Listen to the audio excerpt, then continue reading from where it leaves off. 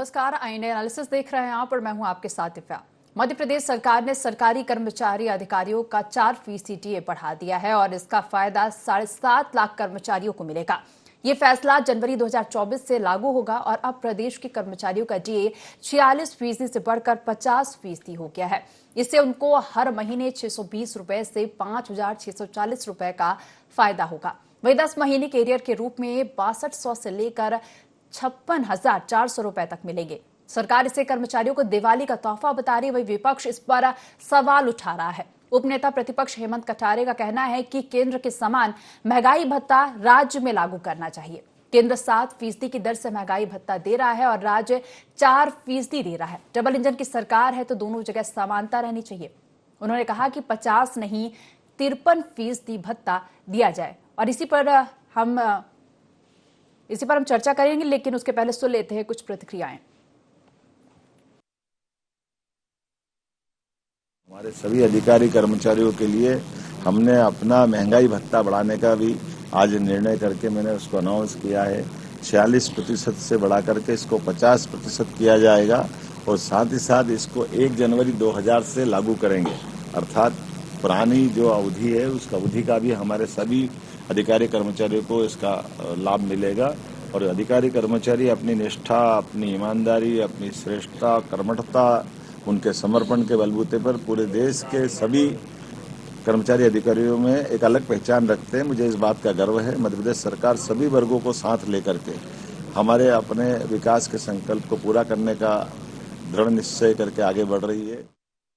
मैंने मुख्यमंत्री जी से मांग करी थी कि केंद्र के समान महंगाई भत्ता जो है राज्य में लागू करना चाहिए। राज्य के कर्मचारियों और पेंशनर्स के लिए मेरी मांग थी। मैं मुख्यमंत्री जी को धन्यवाद तो दूंगा, लेकिन उन्होंने मेरी मांग को बहुत अधूरे ढंग से पूरा किया है और जो कर्मचारियों पेंशनर्स की मांग थी उसको केंद्र के समान लागू नहीं किया है। केंद्र महंगाई भत्ता दे रहा है 7% की दर से, राज्य दे रहा है 4% की दर से बढ़ाया है, मतलब केवल 50% दिया, जबकि केंद्र 53% दे रहा है। तो मेरी मुख्यमंत्री जी से फिर से वही मांग है कि केंद्र, क्योंकि ये डबल इंजन की सरकार है, आप ही लोग छाती पीट पीट के बोलते हैं, तो डबल इंजन है तो जैसा पावर ऊपर के इंजन में होगा वैसे ही पावर नीचे के इंजन में होना चाहिए। तो वहां जब 53% मिल रहा है कर्मचारियों को, पेंशनर्स को भी यहाँ पर 53% और कर्मचारियों को मिलना चाहिए। तो सरकार इसे कर्मचारियों को दिवाली का तोहफा बता रही है, वही विपक्ष इस पर सवाल उठा रही है। चलिए इसी पर हम चर्चा को आगे बढ़ाएंगे। हमारे साथ खास मेहमान जुड़ गए हैं। कांग्रेस का पक्ष रखने के लिए समर सिंह जी, बीजेपी से मीडिया पैनलिस्ट सत्येंद्र जैन जी और रमेश राठौर कर्मचारी नेता। आप तीनों का ही बहुत बहुत स्वागत है। और सबसे पहले सत्येंद्र जैन जी, मैं आपके पास ही आना चाहूंगी और पहला सवाल मेरा यही है कि तोहफे की तरह इसे प्रसारित कर रहे हैं आप, लेकिन विपक्ष तो इस पर सवाल उठा रहा है। विपक्ष का यह कहना है कि 7% यानी केंद्र के समान क्यों महंगाई भत्ता नहीं दिया जा रहा है, जबकि डबल इंजन की सरकार है। दिव्या जी, ये दिवाली पे आज हमने हमारे जो 7.5 लाख से ज्यादा कर्मचारी बंधुगण हैं उनको हम सैलरी भी दे रहे हैं। आज 28 तारीख को दे दी गई है, उनके अकाउंट में पहुंच गई। ये पहली बार मध्य प्रदेश के इतिहास में हो रहा है जिससे कि वह अपनी दिवाली मना सकें। मैं यशस्वी मुख्यमंत्री डॉक्टर मोहन यादव जी को, जो कर्मचारी हितैषी हैं, कर्मचारी कल्याण के लिए इतना सोचते हैं, उन्होंने पहले ये एक्शन लिया। एक बड़ा अच्छा निर्णय।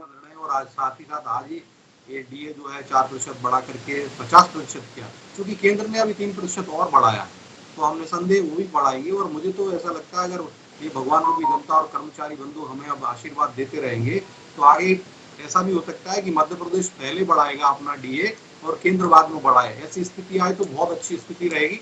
और जिस प्रकार से मैंने कहा, अगर कांग्रेस को ज्यादा दर्द हो रहा है तो कांग्रेस अपने जाए हिमाचल प्रदेश में जो सैलरी नहीं बढ़ पा रही टाइम पर, वहां जाकर के ये दिव्यांग दे, वहां पर वहाँ कर्मचारी वहाँ दिवाली नहीं मनाएंगे क्या? वो हिमाचल प्रदेश है, वो कर्नाटक है, वो तेलंगाना है, भैया वहाँ भी चले जाओ। वहाँ भी हमारे भारतीय रहते हैं, वहाँ पर भी दिवाली मनाई जाती है, वहाँ पर भी भाई दूज मनाई जाएगी, वहाँ पर भी गोवर्धन पूजा होती है, वहाँ पर भी ढोल 11 होती है। क्यों वहाँ आपकी सरकारें हैं, आपने कर दिया क्या? आज वहाँ पर उनको सैलरी पहुंच गई। चलिए, मैं कहता हूँ कांग्रेस जो है राजनीति ना करे इस विषय पर। हाँ, भारतीय जनता पार्टी कर्मचारी कल्याण के लिए प्रतिबद्ध है। हम अब आने वाले साल में, डॉक्टर मोहन यादव जी ने कहा, मुख्यमंत्री जी ने, कि हम 1 लाख से ज्यादा और सरकारी पदों पर नियुक्तियां भरेंगे। दिग्विजय सिंह जी ने महापाप किया। जो अधिकारी जो रिटायर्ड होते गए, वो पद जो खाली रहना चाहिए था, उस पद को समाप्त कर दिया गया था। तो ऐसे पद समाप्त करने वाली जो हमने नए पदों को सृजन कर रहे हैं, 20,000 से ज्यादा नए पदों का सृजन कर रहे हैं और 1 लाख से ज्यादा नई नौकरियां देने, सरकारी नौकरी देने का काम हम करेंगे। और पिछले 3 साल में भी हम लगभग 1.25 लाख नौकरियां हमने मध्य प्रदेश शासन ने दी, 50,000 से ज्यादा शिक्षकों की भर्ती की हमने, और प्रधानमंत्री मोदी जी ने केंद्र की सरकार के द्वारा पिछले वर्षों में 10 लाख के लगभग सरकारी नौकरियां भी दी हैं। हर महीने हमने मेले लगा करके अपॉइंटमेंट लेटर्स उनको दिए सरकारी विभाग के।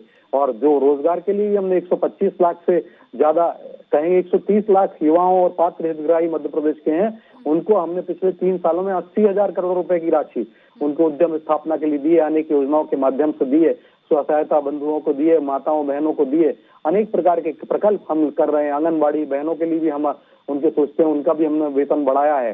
ऐसे अनेक काम हमने किए हैं दिव्या जी, और आगे भी हम मध्य प्रदेश के कर्मचारी के बंधुओं के कल्याण के लिए, उनके परिजनों के कल्याण के लिए, उनके जो बच्चे पढ़ते हैं उनके लिए, और इसी प्रकार से केंद्र की सरकार भी हम सभी के कल्याण के लिए प्रतिबद्ध है। और ये अभिनंदनीय कदम है। मैं भारतीय जनता पार्टी की डॉक्टर मोहन यादव जी की सरकार को बधाई देता हूं कि उन्होंने पहले ही ये विषय संज्ञान में लिया, और आज उन सभी हमारे लाखों का जो अधिकारी कर्मचारी बंधु हैं उनके अकाउंट में राशि पहुंच गई, उनके बच्चे दिवाली मनाएंगे, उनके परिवार में दिवाली की खुशियां रोशन होंगी। मैं साथ ही साथ आने वाली दिवाली के लिए सारे आपके चैनल के दर्शकों के लिए भी बधाइयां देता हूं। सबके जीवन में हम खुशहाली ला पाएं। कल हम किसान बंधुओं के लिए प्रधानमंत्री मोदी जी भी एक और खुशखबरी देंगे, उनके अकाउंट्स में जो राशि भेजेंगे, मध्य कृषक सम्मान निधि, पीएम कृषक सम्मान निधि, वो हमारे भारतीय जनता पार्टी की डॉक्टर मोहन यादव जी की सरकार भी 6,000 रुपए मिलाती है। 12,000 रुपए हम प्रतिवर्ष किसानों को भी दे रहे हैं, माताओं बहनों को हम 1,250 रुपए की राशि देते हैं। ठीक है सतीन जी, प्रकल्प हम कर रहे हैं सभी के समर कल्याण जी के से लिए। प्रतिक्रिया ले लेते हैं। समर जी क्या कहेंगे? सतीन जी जैन जी का कहना है कि कांग्रेस राजनीति ना करे, साथ ये भी कह रहे हैं कि सरकार जो है कल्याण के लिए प्रतिबद्ध है। देखिए, ये तो बहुत हास्यास्पद बात है। अगर भारतीय जनता पार्टी कल्याण की बात करती है तो बेशक उसके पीछे कुछ ना कुछ कारण होता है। इस बार जो कारण है वो विजयपुर के और बुधनी के चुनाव है। आप देखिए कि पिछले जितने भी चुनाव हुए हैं उसके अंदर बैलेट पेपर से जो सरकारी कर्मचारियों के जब होते हैं तो भारतीय जनता पार्टी, वो भले मध्य प्रदेश हो, छत्तीसगढ़ हो, राजस्थान हो या हिमाचल प्रदेश हो, वहां पर पीछे रहती है। अब ये एक प्रकार का शगुफा है जो मुख्यमंत्री जी ने छोड़ा है कर्मचारियों के लिए। और जहां तक की बात है दिवालिया हो चुकी सरकार का दिवाली तोहफा है ये, वो भी सिर्फ चुनाव तक का है। आप देखिए अभी डीएपी और यूरिया जो है वो बुधनी और विजयपुर में मिल रहा है, लेकिन पूरे मध्य प्रदेश में कहीं पर वितरण व्यवस्थित रूप से नहीं हो रहा है, सिर्फ क्योंकि चुनाव है इसलिए करना है। मेरे भाई सत्यन जी ने बोला कि हम हिमाचल प्रदेश में क्यों नहीं करते, तो चुनाव के लिए हम लोग, वोटों के लिए हम लोग कभी भी इस प्रकार की राजनीति नहीं करते हैं। हम लोन लेकर जो है, ऋण लेकर घी पीने का काम कांग्रेस पार्टी ने कभी नहीं किया है जितना ये काम आप लोगों ने किया है। कुल मिला की एक बात यह है कि ये लिटमस टेस्ट है मुख्यमंत्री जी का, क्योंकि मुख्यमंत्री जी को चारों तरफ से इन्हीं के पार्टी काफी वरिष्ठ जो मुख्यमंत्री जी से भी वरिष्ठ लोग थे वो घेर रहे हैं। हर पॉइंट पर उनको घेरा जा रहा है। आप देखिए ड्रग्स की खेपे पकड़ी जा रही है, भाजपा के तस्कर पकड़े जा रहे हैं ड्रग्स के।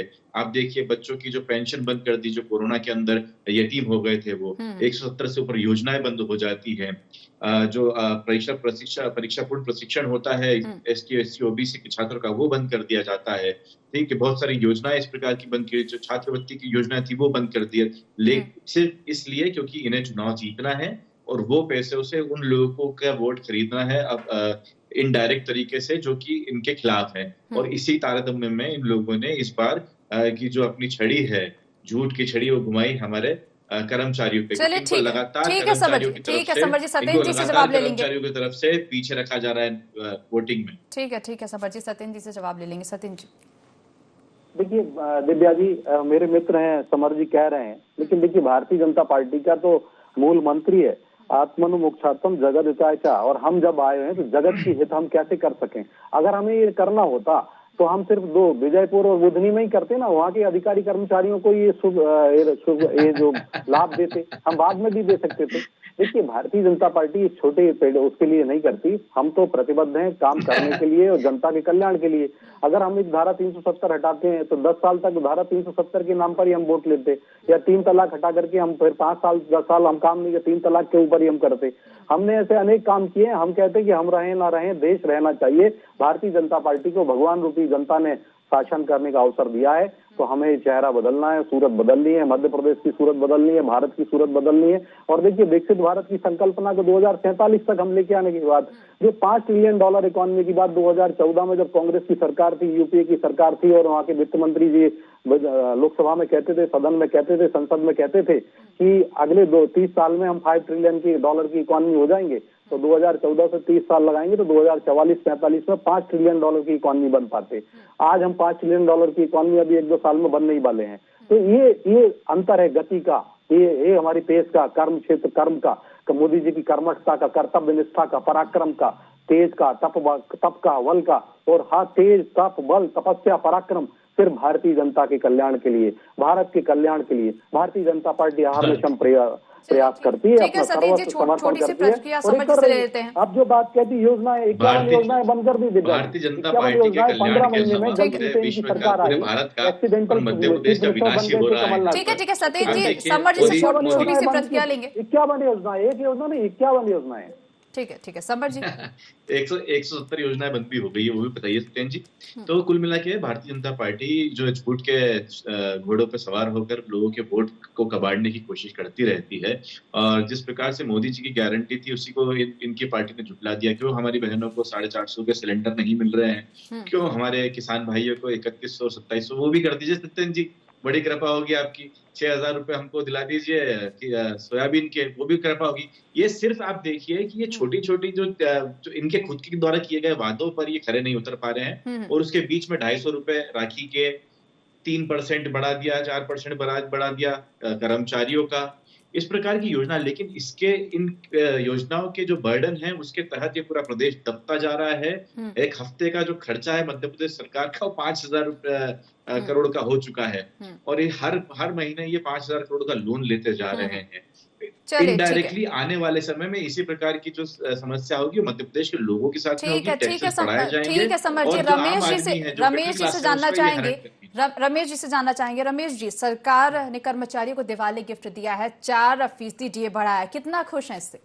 देखिए, सबसे पहले तो हम मध्य प्रदेश शासन के मुखिया को धन्यवाद देना चाहेंगे कि उन्होंने कर्मचारियों की पीड़ा को समझा, कर्मचारी की समस्या को समझा कि कर्मचारी DA चाहते हैं।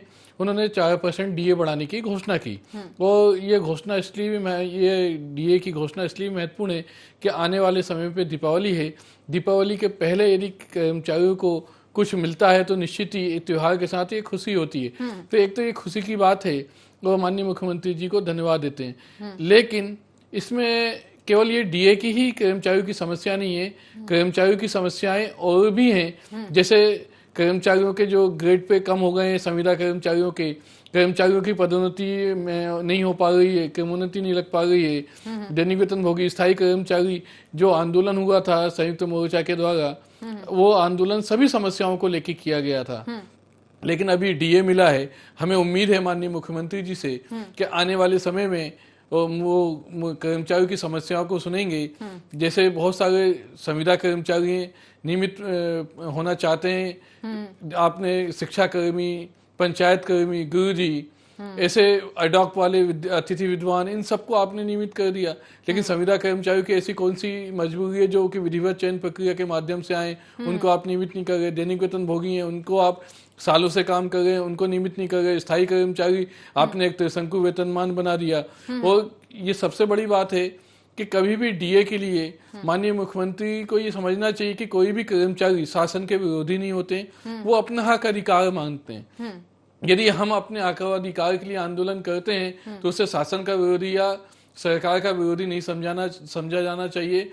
और ये भी नहीं होना चाहिए, ये परंपरा भी नहीं होना चाहिए कि कर्मचारियों को अपने DA जैसे मूलभूत अधिकार के लिए आंदोलन करना पड़े या धरना देना पड़े या मांग करनी पड़े। मुखिया मुखसो चाहिए, खान 501, पाले पोसे सकल विवेक। मतलब मुखिया ऐसा होना चाहिए कि सभी अंगों का वो ध्यान रखे। अभी शासन के भारत सरकार के कर्मचारियों का 7% 3% डीए और बढ़ा तो टोटल 53% हो गया। मध्य प्रदेश के कर्मचारियों को अभी 50% डीए मिल गया है। तो निश्चित ही माननीय मुख्यमंत्री जी को इस पे भी ध्यान देना चाहिए और के 3% जो बचा हुआ है उसको भी माननीय मुख्यमंत्री जी लागू करें। साथ में अन्य जो भी समस्याएं हैं कर्मचारियों, केवल डीए ही एक समस्या नहीं है। डीए तो एक ऐसा है कि डीए तो आज नहीं तो कल मिलेगा ही मिलेगा, उसके लिए हम माननीय मुख्यमंत्री जी को धन्यवाद। लेकिन और बहुत सारी समस्याएं हैं नियमित कर्मचारियों की, जैसे संविदा कर्मचारी या बहुत से कर्मचारियों का ग्रेड पे कम हो गया है, उस ग्रेड पे को भी सुधारना चाहिए। पंचायत कर्मी, बहुत सारे स्थायी कर्मी, दैनिक वेतनभोगी, नियमित कर्मचारी की जो भी समस्याएं 20 सूत्री मांगे, अभी हम लोग बैठे थे तो उसमें 20 सूत्री मांगे निकल के आई हैं जिन पे माननीय मुख्यमंत्री जी को हमने ज्ञापन दिया है, शासन में ज्ञापन दिया है। उन 20 सूत्री मांगों को लेके माननीय मुख्यमंत्री जी को चाहिए कि जैसे पहले कर्मचारी कल्याण समिति बनी थी, उसके रमेश चंद्र शर्मा जी बहुत अध्यक्ष थे, उन्होंने कर्मचारियों की समस्या माननीय मुख्यमंत्री जी तक पहुंचाते थे। रमेश चंद्र शर्मा जी ने बहुत सारी ऐसी कर्मचारी हितैषी मतलब कर्मचारियों के हित में काम किया और उन्होंने बहुत सारी समस्याओं को कर्मचारियों के लिए तत्कालीन मुख्यमंत्री जी से काम करवाए, चाहे वो संविदा हो, चाहे दैनिक वेतनभोगी हो, चाहे नियमित कर्मचारी हो। तो ऐसा कोई सेतु बनाना चाहिए। कर्मचारी कल्याण समिति, कर्मचारी आयोग दोनों खाली पड़े हुए हैं, दोनों में कोई अध्यक्ष नहीं है। तो ऐसा कर्मचारी कल्याण समिति में अध्यक्ष नियुक्ति की जानी चाहिए। कोई ना कोई ऐसा मुखिया होना चाहिए जो कर्मचारी और माननीय मुख्यमंत्री जी के बीच में सेतु का काम करे और कर्मचारियों की समस्याओं को माननीय मुख्यमंत्री तक पहुंचाए। चलिए ठीक है, सत्येंद्र जैन जी से जवाब ले लेंगे। सत्येंद्र जैन जी, अभी कर्मचारी नेता हमारे साथ रमेश राठौड़ जी हैं, उनका कहना है कि ठीक है 4% डीए बढ़ा उससे खुश है, लेकिन उसके अलावा भी कर्मचारियों की और भी कई मांगे हैं, जैसे कि जो संविदा कर्मचारी हैं उनको नियमित करने, ग्रेड पे, और भी कई समस्याएं हैं, जैसे 20 सूत्री मांगे जो हैं उनको लेकर वो पहले भी प्रदर्शन कर चुके हैं। देखिए दिव्या जी, पार्टी की सरकार सभी वर्ग की हितैषी और कल्याणी कर्मचारी भी मध्य प्रदेश में एक उनका हमारी सरकार का अंग है। हम उनके भी कल्याण के लिए प्रतिबद्ध रहते हैं और मुझे ये लगता है और हम सभी मांगों पे समुचित ध्यान रखेंगे, करेंगे। अब क्योंकि कर्मचारी वर्ग को भी आपस में एक रूपता होना पड़ेगी, एकता होनी पड़ेगी। कई कर्मचारी आपस में अलग अलग संगठन बना करके जो रहता है, मुझे लगता है सबको जो कई बार विवाद आ जाता है, एक समिति को कार्यालय दे दिया जाए तो दूसरी समिति कह रही भी नहीं ये नहीं है, उनके भी आपस में कोर्ट में चल रहा है। मुझे लगता है ये सारी संरक्षण को, प्रशासन को ये सब विधिगत सम्मत देखना पड़ता है, इस कारण से ये सब चीजें होती है। लेकिन मोर और लेस कहें कि भारतीय जनता पार्टी कर्मचारी कल्याण के लिए प्रतिबद्ध है और मुझे लगता है कि कर्मचारी बंधु भी जो विधायिका होती, न्यायपालिका होती है, कार्यपालिका होती है, कार्यपालिका का अंग होते हैं, कार्यपालिका को और जिम्मेदार होना चाहिए। और मुझे लगता है कि हमारे जो नेता बैठे हैं रमेश जी, बहुत अच्छी बात उन्होंने कही है। मुझे लगता है और जिम्मेदारी से अपने कर्मचारी बंधुओं में जाएंगे और कर्तव्य निष्ठा की बात कहेंगे कि भाई हमें मध्य प्रदेश जब इतना अच्छे तरीके से उनको देख रहा है। आप देखिए हरियाणा में, हिमाचल प्रदेश में वेतन नहीं मिल पा रहा है, या कर्नाटक में बहुत दुर्गति हो रही है, वहाँ पे योजनाओं का लाभ नहीं मिल रहा है, वहाँ कर्मचारी भी परेशान है। और जो कांग्रेस की सरकारें हैं, लेकिन मध्य प्रदेश की सरकारें अपने उद्यमशीलता को ध्यान में रखते हुए और ऐसा अर्थतंत्र को विकसित किया है कि आज ओवरड्राफ्ट भी नहीं है, ना अधिकारियों और कर्मचारियों को सैलरी भी बाद में दिग्विजय सिंह जी के समय काफी देर से मिलती थी और हम तो समय से पूर्व दे रहे हैं। जो महीना है अभी दिवाली जैसे आ रही है, या तो अन्य राज्यों में, अभी हिमाचल प्रदेश की जो मैंने उदाहरण दिया, तो ऐसी स्थितियां कांग्रेस के शासित राज्यों में ज्यादा होती हैं। तो मुझे लगता है कर्मचारी बंधु देखेंगे और भारत के प्रति और मध्य प्रदेश में और अच्छा उत्पादकता लेके आएंगे अपने काम में कर्तव्यनिष्ठा से, और हम सभी उनके जो विषय उनको उठाएंगे और उनके कल्याण के लिए प्रतिबद्ध हैं। साथ ही साथ मेरे मित्र कांग्रेस से समर जी ने उठाया, वो कह रहे 450 का सिलेंडर हम देखिए दे रहे हैं। अभी लगभग 24 लाख माताओं बहनों को जो लाडली बहना में आती हैं, उनको हमने दिया है। लगभग 250 करोड़ रुपए की राशि दी हुई थी। ऐसी पूरे साल भर में देखेंगे लगभग 1000 करोड़ रुपए के आसपास की राशि हम ऐसी माताओं बहनों को दे चुके हैं। तो अब जो पात्र होगा उन्हीं को मिलेगा, समर जी को नहीं मिल सकता। समर जी उस पात्रता में आएंगे। इनकी एक इंदौर की महिला नेत्री हैं, वह लाडली बहना में रजिस्टर्ड हुई, पात्रता में आती हैं। तो जो पहले जब लाडली बहना लॉन्च हुई थी तभी, तो ऐसी कई कांग्रेसी माता नेत्रियां हैं, कांग्रेस से जुड़े हुए परिवार हैं, उनकी माताओं बहनों की भी हम सेवा कर रहे हैं। हम किसी में विभेद नहीं करते कि ये भाजपा है कांग्रेस, भाई जो मध्य प्रदेश का निवासी है, जो क्राइटेरिया में फुलफिल होता है उनको देते हैं। अनेक कांग्रेसी माताओं बहनों को भी लाभ मिल रहा है, कांग्रेसी परिवारों को। मुझे लगता है कि, और जो बात उन्होंने कही कि योजनाएं हमने बंद नहीं की, कांग्रेस बताए 15 महीने की हमने सारी योजनाओं में दे रहे हैं। कहीं कहीं पर क्या होता है, वेरिफिकेशन होता है। अब दिव्या जो पेंशन होती है, सामाजिक अधिकारिता न्याय विभाग है उसकी होती है, तो पेंशन वेरिफिकेशन सारी चीजें होती है, कहीं गलत ना चला जाए उसके कारण कुछ समय जरूर हुआ था, उसमें मंत्री जी ने भी बयान दिया। लेकिन कांग्रेस बताए कि 15 महीने की कमलनाथ जी की सरकार में कितनी लाडली बहना बना दी, कितनी बेगा भारिया सारिया बहनों चलिए ठीक है समर जी से जवाब ले लेंगे। बैंक अकाउंट ठीक है सतीन डालने का काम जी, किया। ठीक है सतीन जी ले लेते जवाब, उनको बाहर कर दिया, उनके पट्टे कैंसिल कर दिए थे। उनके भी माता है बहने, आदिवासी माताओं बहनों के साथ कांग्रेस की कमलनाथ सरकार। ठीक है सतीन जी, समर जी से जवाब ले लेंगे, समर जी का पक्ष जानेंगे। एक साइकिल नहीं बता ही नहीं सकते दिव्या जी, इन्हें 51 से ज्यादा योजनाएं बंद फिर भी उनका पक्ष जान लेते हैं समर जी।